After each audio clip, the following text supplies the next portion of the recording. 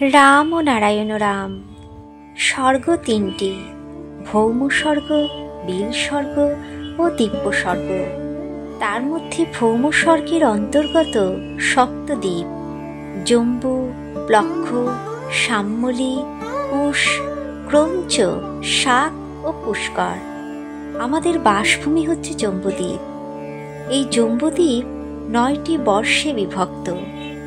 তার মধ্যে একমাত্র ভারতবর্ষ ছাড়া অন্য দ্বীপ ও বর্ষগুলি ভৌম স্বর্গ নামে অভিহিত।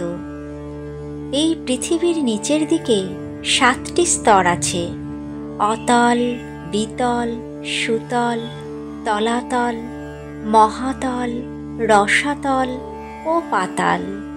এই সপ্ত পাতালকে বলা হয় বিল স্বর্গ।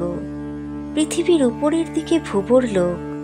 ভূবরলোকে গ্রহ, উপগ্রহ প্রভৃতি অবস্থিত।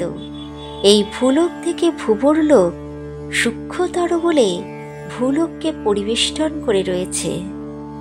ভূবরলোকের উপরের দিকে দিব্য স্বর্গ।